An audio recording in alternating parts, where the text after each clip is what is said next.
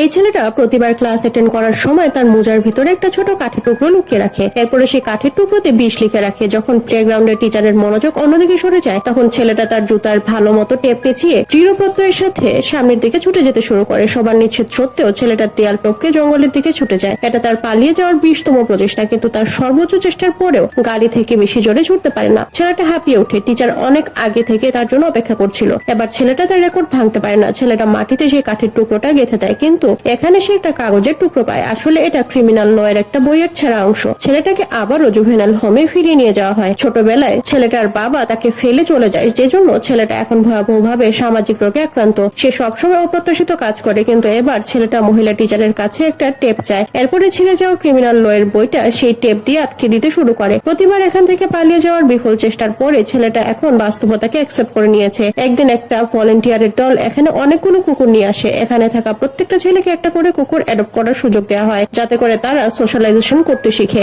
মহিলা টিচার এই ছেলেটার জন্য একটা কুকুর রিজার্ভ করে। শুরুতে ছেলেটা রাজি হয় না, কিন্তু যখন সে জানতে পারে এই কুকুরটাকেও ছেড়ে দেওয়া হয়েছে, তখন তার কুকুরটার প্রতি অনেক মায়া হয়। তাই সে কুকুরটাকে অ্যাডপ্ট করতে রাজি হয়ে যায়। ধীরে ধীরে ছেলেটা এই কুকুরটার দেখাশোনা করতে শিখে। সে কুকুরটার সাথে দৌড়ায় এবং খেলে। শুধু তাই না, সে অনলাইনে কুকুরের দেখাশোনার ব্যাপারেও ভিডিও দেখে, কারণ ভলেন্টিয়ার নিয়মিত এখানে কুকুর নিয়ে আসে। দ্রুত সেই কুকুর এবং ছেলেটার সম্পর্ক অনেক স্ট্রং হয়ে যায়। এখন ছেলেটা অনেক বেশি সোশ্যাল হয়ে গেছে। সে তার কুকুরটার জন্য একটা ডগ বেজ বানায়। তাদের সম্পর্ক দৃঢ় থেকে দৃঢ় হচ্ছে। একটা সাধারণ শীষ বাজানোর সাথে সাথে কুকুরটা তার কাছে ছুটে আসে। এরা দুজন একজন আরেকজনের প্রতি ডিপেন্ডেন্ট হয়ে গেছে। যখন ছেলেটা ঠিক হয়ে যাচ্ছিল, তখন একটা অপ্রত্যাশিত ঘটনা ঘটে। সেদিন ছেলেটা প্রতিদিনের মতো শীষ বাজায়, কিন্তু কুকুরটা তার কাছে আসে না।